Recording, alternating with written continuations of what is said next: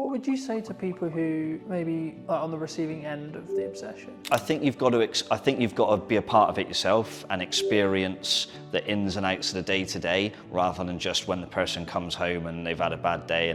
I think that's true in anything that you do. You know, marketing or fitness or writing or driving or whatever the skill is that you're trying to build. With consistency and with showing up when it's harder is when it will work. I think what you touched on there is a really common misconception in marketing. I'm not a fan of it. I'd much prefer the in-person world. If you were going to speak to either yourself or someone 10 years your junior, what advice would you give them? So I'd say take the risk, take it sooner. I waited too long. So I left it and I left it and I left it, and then I went, okay, I am going to do this now. Did you know that 93% of you are not subscribed? So if you could please do me a favor and you're enjoying the show, then subscribing would mean the world to me, and it would allow me to grow the show and continue to get larger and larger guests and continue to bring what's missing in marketing today. Thank you ever so much for joining me, and I'll enjoy the episode. Hello, my friends. I hope you're well. I hope you had a good day, evening, or night. Today, we're filming a brand new podcast, as you have seen, with Matt from Involved Health. Thank you so much for coming on. My pleasure, Colton. Thanks very much for having me. No, you're very well. Good to be back. For those who don't know you, Matt, how did you get to sit in front of me today? I'm sat in front of you today because I've sat in front of you before. We've done some work together before. You've helped with some of my social media marketing. And we had a few of my clients come in and do some testimonial work. So, and obviously I've seen your work with other businesses and other people in and around Salisbury. So, yeah, it's nice to have you back here again. Absolutely. I mean, I think we'll get onto that a bit more in depth later, but how did you, because you're obviously have you always been passionate about like helping people with personal training and fitness as a whole? Yeah. Like, how did you get into this industry? If I think back far enough, the origin story is I loved sport, I loved fitness, I loved playing sport and being involved in fitness and health related activities. I was absolutely rubbish at everything else. So that it was like, how can I make what I enjoy and what I'm half decent at into potentially a job further down the line? So left school, went to college, pissed about in college and sort of experimented in a few different sport and health related activities. And then through pure chance, I ended up working at the University of Bath, sports training village and sports setup that they had at the time. That was back in 1996, I think it was, 1997. So I'd have been about 17 years old, showing my age now. Started off there. Ended up living there on campus in a sports house with the Great Britain Olympic swim team, and being part of that campus and being involved in the university gave me a massive exposure to high performance sports, a lot of different athletes from a lot of different sports and disciplines. So I got to see how elite level athletes were trained, how they lived, how they recovered. I got to understand what operating a sports facility was all about. Part of my role was making sure that the gym was in operational order, looking after swimming pools, you know, all sorts of different stuff, athletics tracks. So I had quite a broad education, if you like, being at a university, into how that world works, and it just snowballed from there, really. Was there or is there, should I say, because there's obviously still athletes who are around that you may train and work with, you know, but is there a kind of commonality in respect to the mindset? Because I think athletes and high performance people, I think there is some standard traits. Maybe it's like the cliche, wake up at 5 a.m. kind of morning routine stuff, or it's actually their mindset as a whole, would you say? I mean, I couldn't comment for everybody because everyone's got their way of doing things, but I think there's dedication, there's discipline, sometimes obsession, and I think all of those things are quite interesting to me. I feel like I'm a relatively driven person. I work hard. I put in a lot of work over the years in the industry and with this business in particular. Some would say potentially sometimes I might be a little bit obsessed, but I think that's a good thing. But you certainly that's necessary for high achievers? Yeah, yeah, you can't be a high achiever and not be obsessed. You have to throw yourself into whatever it is you're wanting to do or build or grow or be a part of, and if you're going to deliver a highly successful business or an environment, depending on what aspect you're working in, I think you have to be obsessed. I don't think it works if you don't. Not at that level, anyway. What would you say to people who maybe are on the receiving end of the obsession, right? So maybe they're with someone, their partner, their mother, etc. Like maybe when they're starting out and it's their parents, or maybe as it develops into a full-fledged business, what kind of can that support person do? Because I think for obsessed people who are very driven, like we get it, but sometimes that they don't get the attention or the thought process when it comes to, I wouldn't say how to deal with an obsessed person, but how to support that's a person in that respect. Of course, in your own experience. Yeah, I mean, first off, I'm not a parent. I don't have any children. But what I do know from the backgrounds I've worked in is sometimes the obsession starts from the parents, and the kids or young people are pushed into something, and the parents, I mean, you know when people used to say pushy parents? I think actually sometimes those parents are just obsessed with creating an environment for their kid to thrive, and sometimes that's awesome, and sometimes it can be, sometimes terrible. So in terms of how to support someone who is obsessed in trying to deliver high performance, tricky one. I think you've got to be a part of it yourself and experience the ins and outs of the day to day, rather than just when the person comes home and they've had a bad day and they, Is that use the phrase comfortability kick and the cat stress almost. that kind of comes from that? Is that normal though, for a high achiever? Is that a sign or a byproduct of them being high achieving? Stress. Yeah, like so from a partner's point of view, or etc. Like in that respect. I think there's elements of stress for sure. They will be stressed about delivering an outcome on a performance. If they're trying to compete, they want to win. They're stressed in the build up to a competition, can be stressed at the competition. And then there's the stress if the competition doesn't go so well. So yeah, stress definitely plays a part. Obviously, I've not competed myself at a high level. I've experienced and lived around those that have, and more often than not, I think the stresses are positive, like the person has responded to it. But I definitely saw a couple of occasions where maybe it didn't. And obviously, maybe with high achievers, and especially in athletes, they maybe get knocked or they have an injury or equivalent. I know you do some, support in that realm. I mean, how was that kind of a byproduct of what ended up happening as you were learning more about training? Yeah, the manual therapy side of things has come in relatively late in my health and fitness and therapy career. Initially, it was fitness-based provision, be it circuit training. Back in the day, it was circuit training classes. Then I got more and more into the personal training side of things. And the therapy aspect for me has probably been the last 10 or so years, 10 to 15 years, I reckon. Whereas I've been in the fitness and PT industry for I've forgotten how old I am, 24, 25 years. So yeah, pretty much since I walked through the doors at Bath University, I've been involved in fitness since, and that's changed, throughout the years. Therapy's become a big part of that. I guess, how was it a natural progression from, so you train Yeah. people and maybe they have injuries, and then you saw it as like, actually I can help people here with X injury or Y injury to actually help them with their recovery to get back and train as hard as they actually maybe want to mentally. Yeah, I mean, but certainly their body isn't there yet. Yeah, it was a combination of things really. One, I started to listen to most of my clientele is Gen Pop, so general population. So it could be business executives, stay-at-home mums, or dads, doesn't matter.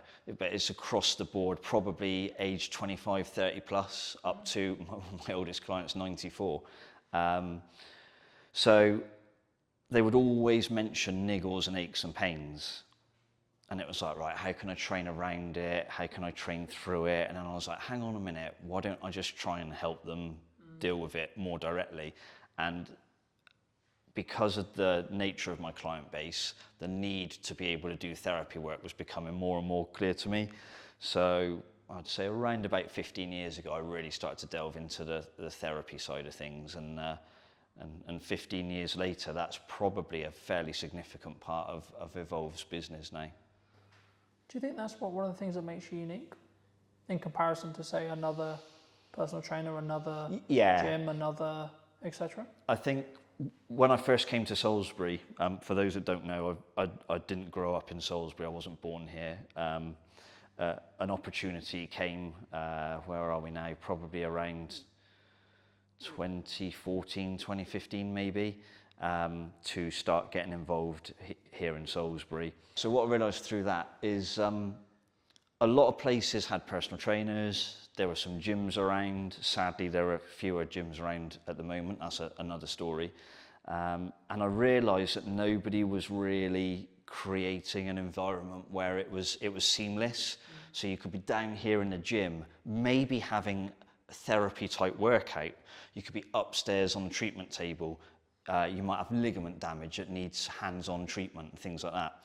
So the ability to put the two things together is really, really important, because as a professional then, I can manage and help the client through a myriad of different options.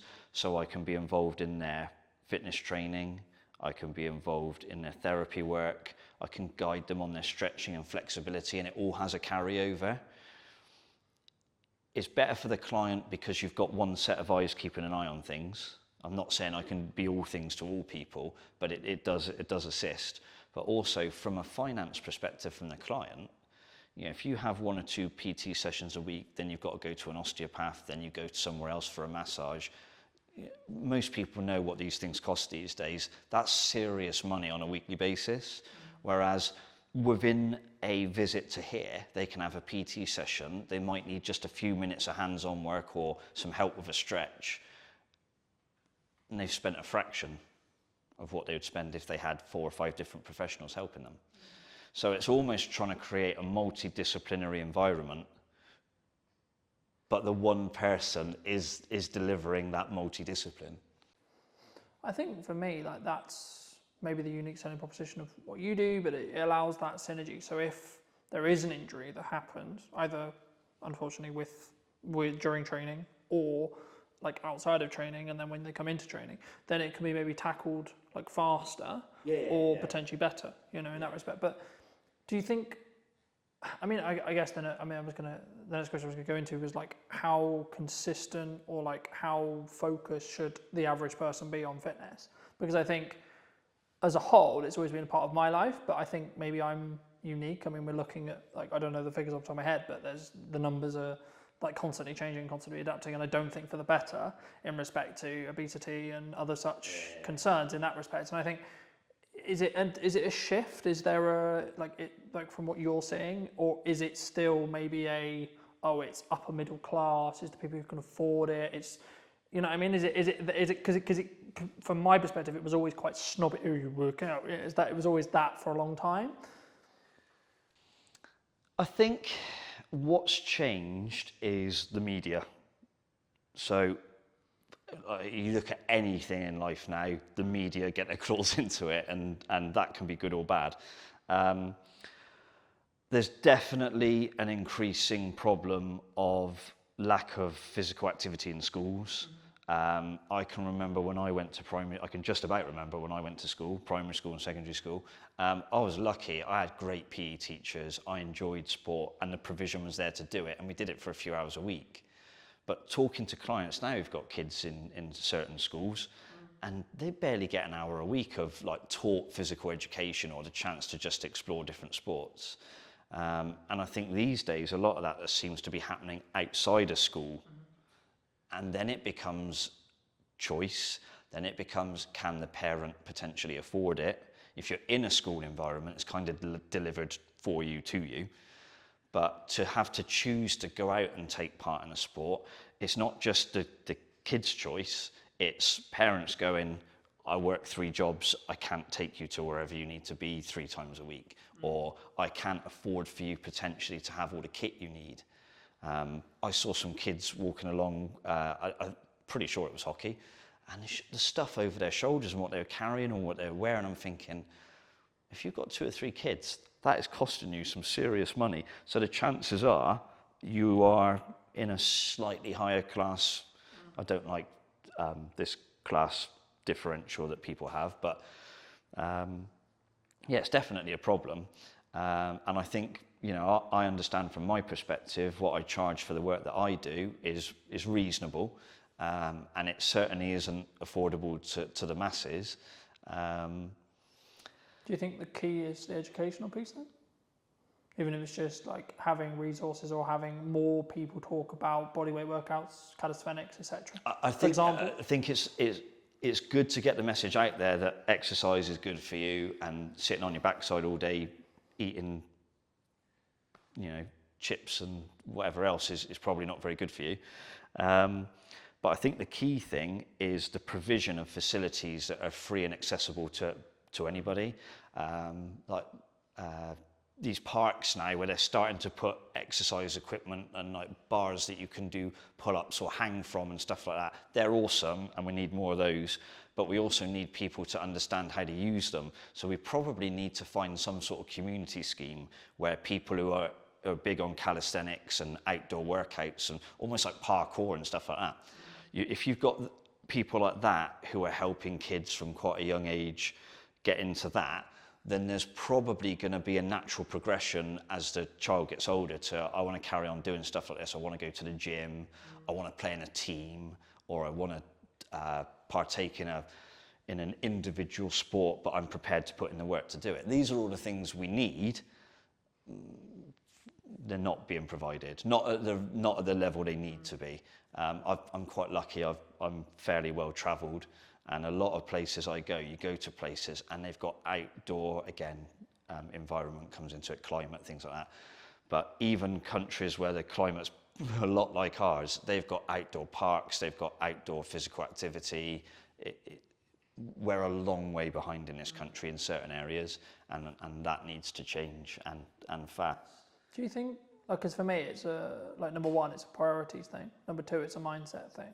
Like, there's one thing having the education. Once you've got the education, you've then got to have oh, I'm really busy, but I need to do it anyway, right? Because I look at it from a perspective of, I'm very fortunate where I'm younger and I've had a level of fitness in my life for a very long time. But I understand that if I want to continue to be able to do the job I do, I need to be in better physical condition than... So I can continue to do it for 10, 15 years. Absolutely, but what I'd say to that is, if you get the exposure from a young age, and it's a positive exposure, not, oh, I hated PE, they made me do PE in my pants and socks or whatever. I can remember, you know, back in the days when I was at school, if you forgot your gym kit, it was plimsolls and pants and socks and off you go. There's no way that's happening now. It wouldn't be allowed. You know, it's if you expose somebody to a positive health and fitness related activity from a young age, and you can do that consistently for a while, then the likelihood is you don't have to worry about mindset, motivation and things. It's almost inherently in there, ready to go. There will be people who went to school and hated PE and hated exercise who have grown out of that, and some will have gone, actually, I need to look after myself and my health because I've got a family now. And there'll be other people who go, well, I hated it at school and I hate it now. And we've got to get those people back then. If you were going to give advice to maybe those people who hated it at school, who maybe haven't done what they should have done, maybe they know they're not, like, because I don't think you say to anyone who's like not in good shape, I don't think helping the problem is, haha, look, you're fat, or haha. Oh God, no. That's not, you know, that's because they know. It's not like they see themselves every day, you know? Sometimes you've got to have hard conversations. Part of my job as a personal trainer is sometimes you have to have very difficult conversations with people, and in the best way possible, you're trying to explain to them that the situation they're in is not a healthy one, it's not a good one, and there's a desperate need to change. In terms of mass information, I think you've just got to say to people, like, hands up if you want to die young. Not many people are going to chuck their hands up. Yes, please, Matt. Yeah, do you know what I mean? You know, I can't speak for everybody, but most people are going to, well, of course I don't. Who wants to live as healthy and as long as possible? Probably most people. Yes, please, Matt. Yeah, exactly. So if we can say to people, look, there's still time for things to change, for you to have those positive experiences, and ultimately it's going to massively benefit you. Some of the hardest conversations I've had to have with clients, I remember one guy, I'm still in touch with him now. This is when I used to PT back in Bath. I literally had to sit down and say to him, I know his daughter had got stuck into him. She was not far away from graduating university, had been involved in a relatively long-term relationship, and there was a wedding on the cards. And this particular chap, the girl's father, was not in a good way. Very successful, but very highly stressed executive. He owned a very particular international business, and he was flying all over the world, you know, airports, long hours, eating all the wrong foods, a lot of client hospitality, so a lot of drinking, and he'd got himself into a real mess. And he'd had a heart attack. And the daughter had sort of said to him, look, if you want to A, see me graduate, and B, see me get married, you need to sort yourself out because you're going to die soon. And I think when it comes, you know, if you're a father, I can imagine your daughter looking at you and saying that's got to be a gut punch. So he came to me and he said, Matt, you know, I need you to help me. And we did a lot of good work. And that was 10, 12 years, probably even 15 years ago. And even now, he's still out running half marathons, going out for big bike rides. It completely changed him. But he said to me, the turning point was his daughter saying those things to him. If he'd read that in a magazine, he said I probably wouldn't have taken a blind bit of notice. But he said, you know, my one and only daughter says that to me, and she's like got tears in her eyes. It's like, I won't use exactly what he said, but he had to sort himself out. So sometimes you've got to be fairly hard on people, and other times it's how you create a different message or a different environment that might encourage people to get involved. Thank you for sharing that. And I think even just through that message, I think I don't want to use the term wake some people up, but hopefully you'll wake some people up to maybe, I mean, my next question was going to be around like age, and I think the science is semi-conclusive, and you feel free to confirm or deny, but like for me, as far as I look at it, like the healthier you are in your 20s, the better your 30s and so on, right? But there is a point where it becomes harder, but I think that could be perceived as, well, I'm not going to bother then. Is it that, or is it actually you just... I mean, there's no doubt that as you get older, things get slightly more difficult to do. Yeah. Within reason. It doesn't have to be that way, and it isn't just a linear decline. You know, you would find in your 20s, not so much in your 30s, 40s are getting bad, 50s onwards, you're bollocks. That's not true. Obviously, if you haven't done anything for a long time, and then you come into a gym environment or a fitness environment, maybe you take up running, you're going to find those things slightly more difficult, slightly more comfortable at first. And if people tell you it's all going to be easy and sunshine and rainbows, you know, no, it's not. And you have to be honest with people about that and set the right expectations. So part of any personal trainer's job, but certainly how I look at it is, you have to set expectations. Sometimes you have to put a limitation in place, because sometimes people attack it too hard and they can do themselves damage. And sometimes they can attack it so strongly that it actually becomes less healthy. So it's striking a balance, pretty much like everything in life, really. You want to try and find balance where you can, knowing full well that the perfect balance is not achievable, I don't think, for anything. Sometimes you've got to be a little bit obsessed, like I said earlier. Sometimes you have to rein it in a little bit. But it's just finding that balance and working with the person. And it's building a relationship. So it's not just turn up through these doors and go, hey, Matt, just bark at me or tell me what to do. You have to build a relationship. There's an element of trust both ways.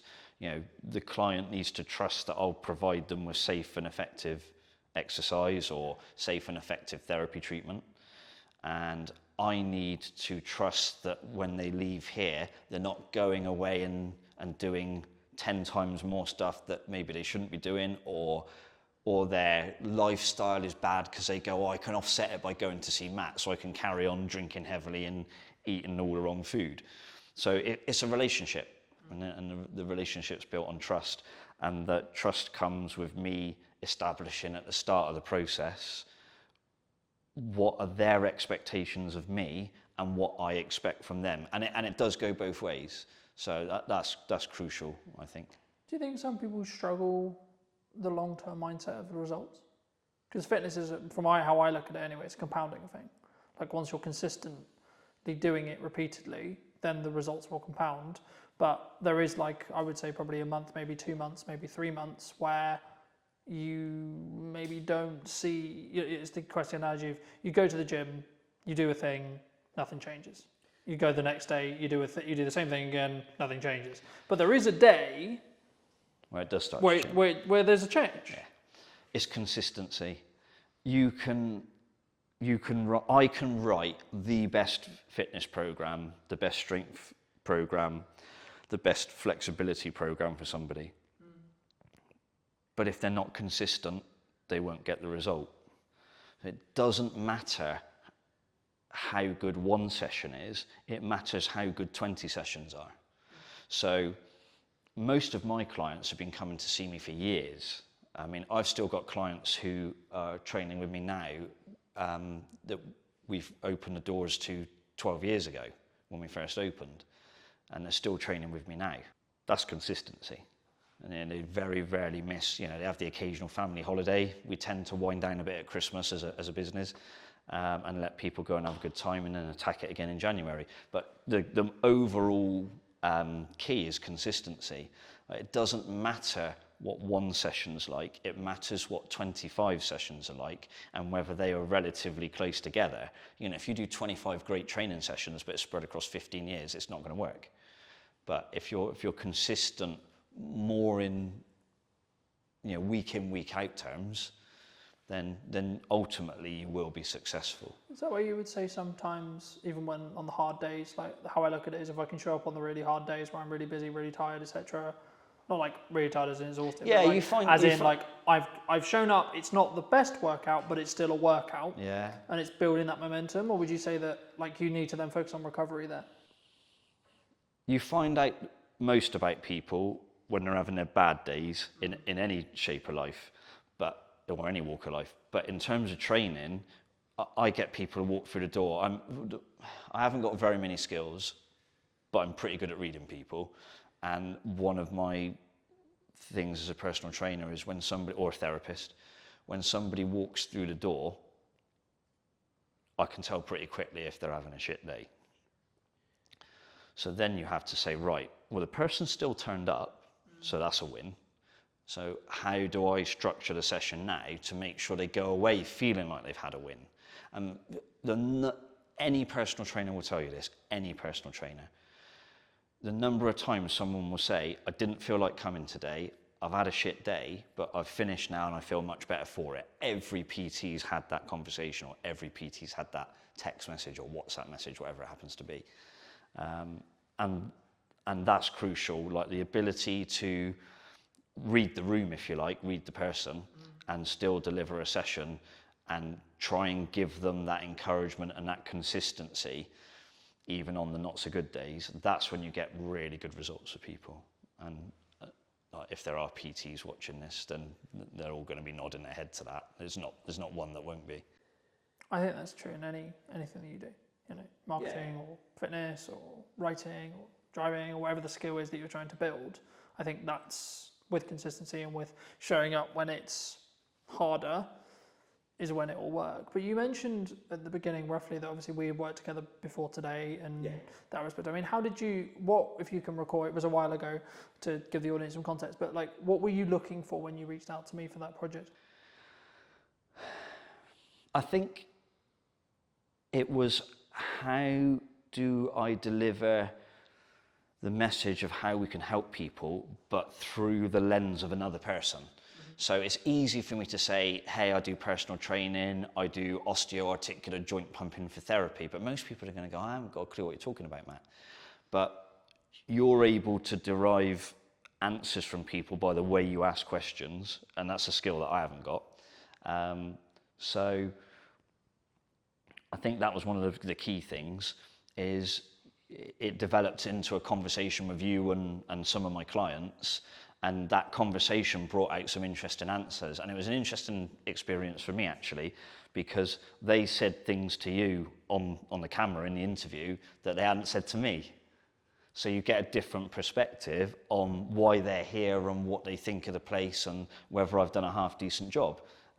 Hopefully it seemed to be that's what they thought, which is good. But the key thing for me was the ability to extract information from them that I hadn't got myself. Even though I know the person and I know what they're trying to achieve, the way they explained it to you was different, and I found that really useful. And that kind of then helps you think, well, how do I put that message out further down the line?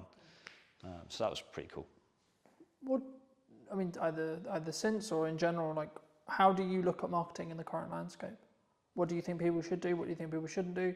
Is it a time, obviously it's nuance related to the business, of course, but is it a time, I mean, a lot of people are saying the creative industry is struggling, people are saying the economy's hard. I mean, in the nicest way possible, I've heard that for nearly the 10 years I've been in business.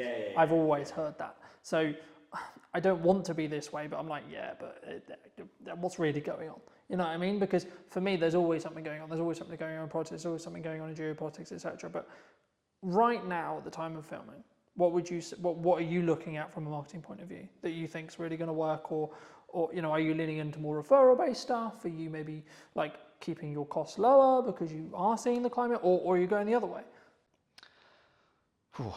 Try and unpack that. I think the key thing is be transparent and be honest and upfront about what you do and how you do it. Don't bullshit people. Like I can't deliver, I don't know, think of someone who's in incredible shape, who's on TV a lot. Can't think of a name now. But if I said to all of my clients, you can have that in 3 weeks, I'm telling some porkies, yeah? So be honest with people about the process.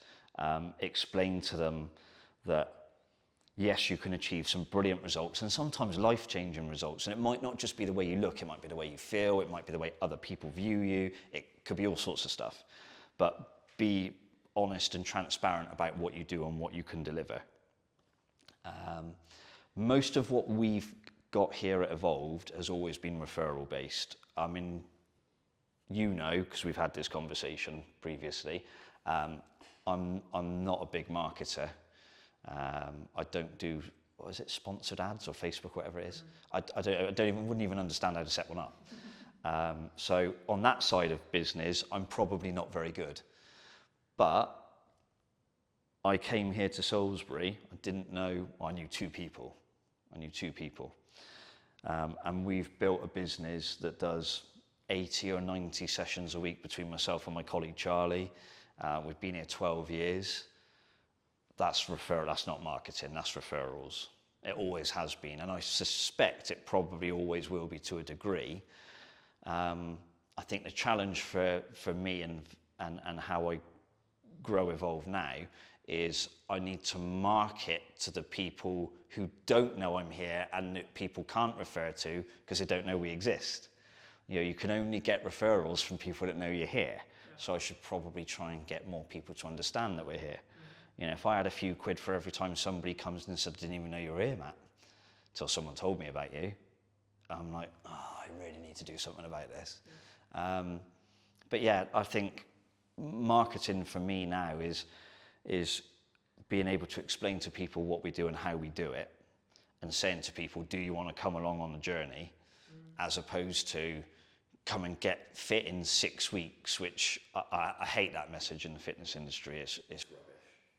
I think what you touched on there is a really common misconception in marketing, that people think it's either referrals or it's word of mouth or it's ads or it's content or it's this or it's that. The reality is all that content's going to do, all that marketing's going to do is apply fire to your word of mouth. Yeah. If you have good word of mouth, happy days. If you've got bad word of mouth though, It could you be can kill your business spectacularly very, bad. very quick Yeah. because it's just going to make things better or continue things moving faster in whatever direction the business is currently going in. So what I say to clients when I start working with them, and I think we had this conversation when we initially started thinking about working together, I said, okay, well, are you moving the trajectory you want to work in? One, and then two, how can we utilize video content that's scalable that allows you to then do that upon scale, right? So instead of you having to trade one-on-one time with each person, you can say the stuff you want or get your clients to say the stuff you want on camera to then be like, okay, cool, this is what real people think. And social proof, which is what you're talking about, getting your clients to talk about it, is infinitely more valuable in a marketing context than you saying it. Yeah, exactly. In the nicest possible way it is, because in the same way with me saying, I'm going to say video is a good idea because I have a monetary tie to whether it's good or not. Yeah. In the same way you're going to say PTing is a great idea because you have a monetary tie. We don't even necessarily do this deliberately, but we're naturally going to because it's our natural sales process, marketing process, however you want to articulate it. And that's why hearing from clients, that's why I ask people about marketing, is really interesting and really important because then to an extent they're making the decision all on their own. Yeah. And I think for me, as the landscape changes, as the economy does what it will do, I think and it's more of a mindset thing and seeing how people either want to shift or don't, because, and I guess actually this is a question of, in your case, do you actually need to market? I would argue you don't even need to market because from what it sounds like at this stage right now, at the time of recording, you're close to full capacity, if not full capacity, and you don't really have enough space or staff or both to scale. No. So actually, should you market? Yeah, tricky one, isn't it? Yeah. Maybe, finding maybe good... if you want to create a waiting list and you're trying to develop another product and you want to keep things going, but you wouldn't market in the same way as if you were trying to fill a new class, for example. Yeah, finding good people in the industry locally is quite difficult. So it is something to factor in. Because I think for me, it's a key on whether it's a scaling issue, and that's why I think any marketer listening to this, they need to ask the clients they're talking to and the people they're talking to, what does their client, the person they're doing marketing for, helping with marketing, what do they actually want to get out of it? Yeah. Because there's one side of it's like continue with the reputational gain that you can gain from doing video, sure, but that's a way of doing it. And then it's a bit more punchy or a bit more maybe paid ads or etc. would work if you were trying to fill a class in quick time. But actually in the position you're in, for example, you wouldn't want to do that necessarily. I mean, again, that also kind of changes to an extent of what stage you are in business, which we'll come to the next question, which is like, do you think businesses like have stages? In the respect of like when you're starting out, you're constantly looking at growth and then you maybe get to a size and you're like, oh, actually, hold on, maybe I don't want to grow beyond this? Either speaking about what you've done or in general? Yeah, I think it depends on the type of business. This is a people business, it's a service-based business. Can I produce 10 of me to look after thousands of people? Not really. So there's that element of I can only grow to the extent that I am able to deliver sessions for people in some regards. Could I bring other people in? Potentially, yes, but there's challenges with that. Could I go online? Possibly, but I'm not a fan of it. I'd much prefer the in-person world. One of the things that COVID taught me was I don't like Zoom very much. So I would be keen to avoid that. So yeah, it's a tricky one actually. So I think in terms of stages for a business, I think it does depend on the type of business you have and where you want to take it. Do I want a franchise evolved? No. Way too much stress, way too much money involved, way too much leverage. What are things about stages where you are in your life as well, right? Yeah. I mean, I'm 45. Yeah, 45. Do I want to be franchising a business at this stage in my life? Probably not. I've certainly got a fair few years left doing what I do, and I feel good. But I'm not sure I'd want to put that sort of pressure or stress on myself. I'm pretty happy with where we are as a business.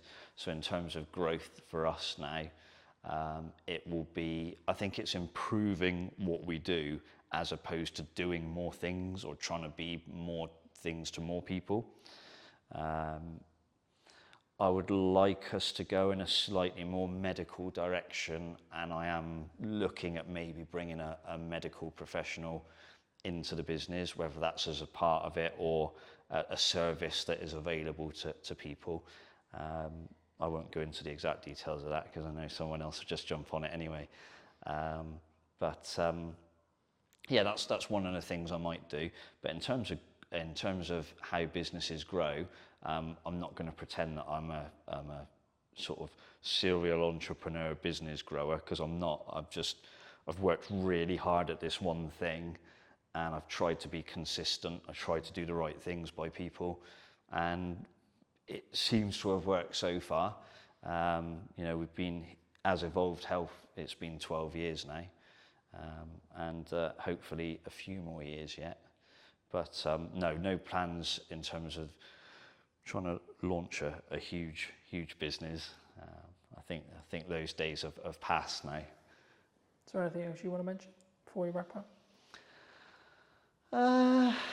Being in Salisbury has been quite interesting, actually, because it's a very different dynamic to where I was previously in Bristol and Bath. Obviously, it's a little bit smaller. Everyone in Salisbury tends to know each other. And so for me as a outsider, it was relatively challenging to grow the business initially because people didn't know me. But thankfully, because my work seemed to resonate with people and I seemed to do a good job, the business has been able to build and grow. But I think if you're a young person trying to start a business in Salisbury now, I don't think there's ever been more opportunity, but I also don't think at any stage it's ever been harder. Whether it's, don't get too political, but there's a lot of financial pressures on businesses the last few years, and they're only going to get bigger potentially by the sounds of it. I still think there's too much red tape in business, and that needs to be looked at. But also, I think there's a scarcity of space and facilities for people to start businesses. If you want to go into town and rent a building there, you have got to have some very serious money behind you. And if you're a young person with a dream trying to start out, sometimes those stories happen and it works, but a lot of the times people are going to fall flat on their face quite quickly. So I think there needs to be some way in which young people who have an idea and something that can really grow are supported locally. I don't just mean by national government, but maybe there are some property landlords who've got a space in town and think, actually, I could divide this building up and people could have some really cool startup businesses in here, and I'll help them. I think that there needs to be things like that, and there's not a lot of that around at the moment. I don't know if there are any groups in Salisbury. I'm sure there's like a small businesses association or group in Salisbury that might be able to jump in and say, actually, Matt, we do that already. But I think we've got to try and support young people in Salisbury, because one of the things I have seen over the 12 years I've been in Salisbury is that the demographic is getting older and older and older. And young people now leave Salisbury, and I've seen it in the time that I've been here. They disappear, they go to Bristol, they go to Southampton, they go to London, wherever it is they've gone, but they're not here. And that's because they don't see opportunity. And I think that's really sad. I mean, like I say, I'm an outsider, but Salisbury's my home now. I live here now. I've lived here for a couple of years or so.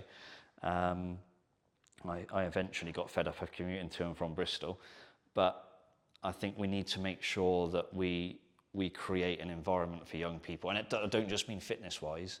I mean any business. I think the local council need to do more. The local Salisbury, Wiltshire Council as a whole could probably do more. On a national level, I think they've got to look at things like business rates.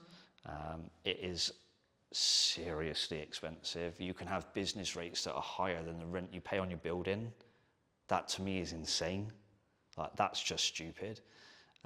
So I think someone somewhere needs to get a hold of that. But yeah, anything to try and make the town, the city, I should say, more vibrant would be a really good start. And there are a few businesses coming into Salisbury now, and in the town centre, different food and restaurant businesses and a few other bits and bobs. So there are some positive signs, but a lot of these people are older and have got money behind them, or they're chains potentially.